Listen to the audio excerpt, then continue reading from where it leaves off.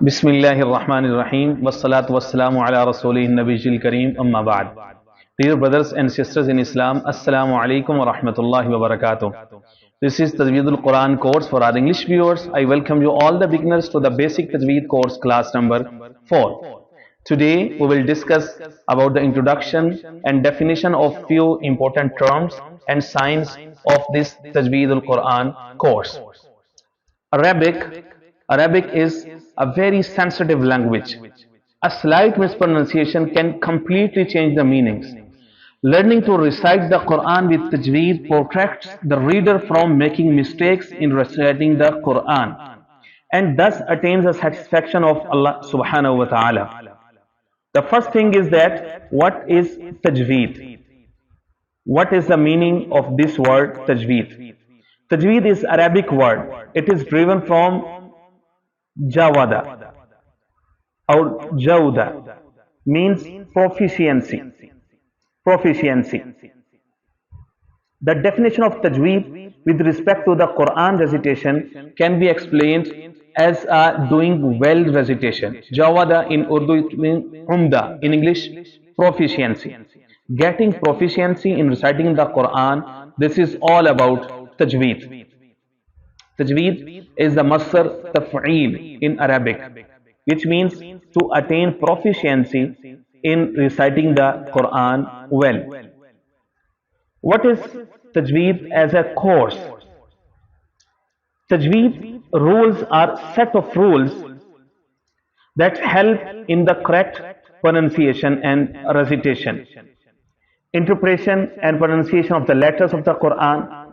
Reciting and learning the Quran with tajweed simply means proficiency reading all the letters and alphabets of the Holy Quran. It includes giving importance to each and every characteristics of each letter and applying the rules. Next is qira'ah. What is qira'ah or qira'at? In Arabic, the round ta, it turned as the sound ha when it comes by the end of any word. Qira'at, we shall read it as qira'ah. Ta turned into ha, qira'ah. What is this lafz and this term? The word qira'ah is derived from qara'a. Qara'a yaqra'u. It's mean reading. One who does it, he, she is called qari or qariya. Qari for male and qariya for female. But in the context of tajweed science, a qari is one who is excellent in tajweed science, recites accurately, knows the meaning, and has a complete grip on qiraat sab'a. But generally, in our society, we do call every Hafiz as qari. But qari is highest rank here and hereafter. Not necessary that every Hafiz claim to this rank qari. Every Hafiz is not qari. Yes, in literal sense, Hafiz can be qari because qara'a yaqra means one who reads, qari. But in terminological sense, in tajweed science, qari is one who has grip completely on sab'a ashara, on all the types of qira'ah, on recitation, now the meaning as well. So this is not the case with every Hafiz. So what are the areas and contents of this course or this subject? There are four main areas or four main contents of this course. Number one, emission points, makharij, or you can say articulation points.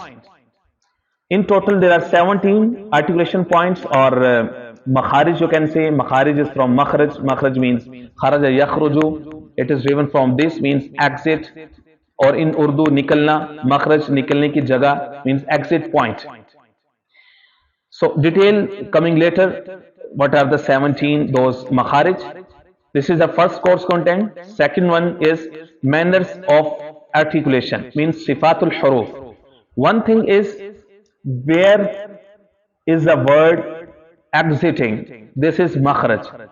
But there is sift or characteristic is attached to every single letter. How? What is the first one is where. This is makhraj. Next is sift. How? What is attribute? How to produce a letter outside of the mouth. These are called sifatul huruf, characteristics. or attributes of huruf. Second course content. Third one is vowels, signs, and diacritic, harkat, sakanat, i'rab, etc. etc. This is the third course content. The fourth one is rumuso oqaf, where to hold the voice, where to continue, how much to continue. So this is a separate branch of this science of Tajweed. Here are the signs on your screen, the Arabic alphabets, vowel, sign and diacritics. In your screen, the first one is Dhamma. Dhamma or Dhamma. Dhamma is an apostrophe-like shape written above the consonant, I mean the letter. Above the letter you can say apostrophe-like sign which precedes it in pronunciation. It represents a short vowel U like lam, dhamma sound lu, lam U. When there is dhamma on lam, voice would be like lu, fa, fu, qa, qu, ba, bu. So sometimes it comes double dhamma. So it would be called known as tanween, like lam, dhamma, lu, but double would be lun, fun, kun, tun, mun. Next is waw. This is also a vowelic sign. Waw is a long vowel u, like oo in the moon in English. It also represents the consonant w sometime. When waw is used to represent the long vowel, dhamma appears above the preceding consonant all the way. Waw and dhamma. Waw replacing dhamma. Next is fatha. Fatha is diagonal stroke written above the consonant with proceed it in pronunciation. It represents a short vowel a, like ba, fatha, ba, with fatha, ba. Sometimes it comes double, then it would be known as tanween, like in the case of dhamma, like ba, fatha, ba, but double it ban, lam, double fatha, lan, qaf, double fatha, qan, fa, double fatha, fan, ba, double fatha, ban. Next is alif, voweling sign. Alif is a long vowel a long sound as in English. For example, father, father. After F there is a sound, fa. So alif is equal to a in English.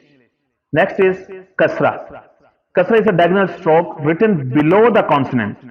Fatha was upper side, kasra is below the consonant which precedes it in pronunciation.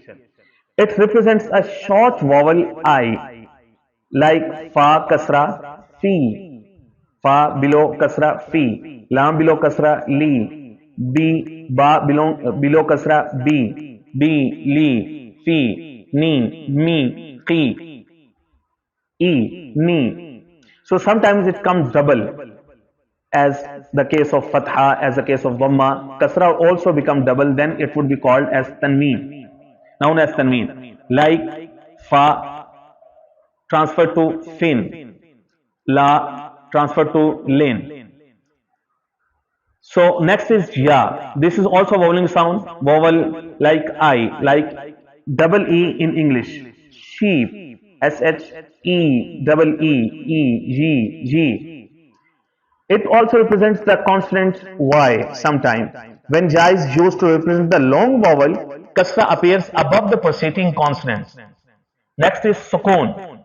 Whenever a consonant does not have a vowel, it receives a mark called sukoon above it. A small circle or semicircle like represents to end of the closed syllable. It sits above the letter which is not followed by a vowel. For example, alhamdu. So alhamdu, in alhamdu, lam carries sukoon.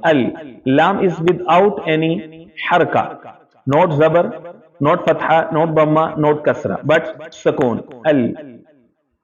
Next is shadda or tashdeed. The last but not the least. Shadda represents the doubling or gemination of a consonant, where some consonant chords occurs twice in a word with no vowel between. The consonant is written only once and shadda is written above it. It gives voice as double but letter is single. Shad. The word, the letter or the consonant carries shadda is called mushaddat. For example, inna. So inna, noon carries shad. The word, the letter na is mushaddad here. Inna. So it is pronunciated actually doubled. Na. So noon is not a single, but because of shad, it carries double voice of noon. This is inna. We would request you by the end to leave a comment for suggestions, appreciation and dua. وما توفيقي إلا بالله اللهم وفقنا لما تحب وترضى. Here are the questions for the learners course of the course. Number 1, why Arabic is sensitive language? Number 2, what is Tajweed with respect to the Quran? Number 3, who is the Qari or Qariya in Tajweed science? Number 4, write 4 major areas or the contents of Tajweed course. We would like to receive your voices very soon. Number is on your screen 992 332 8421 824. وما علينا إلا البلاغ المبين.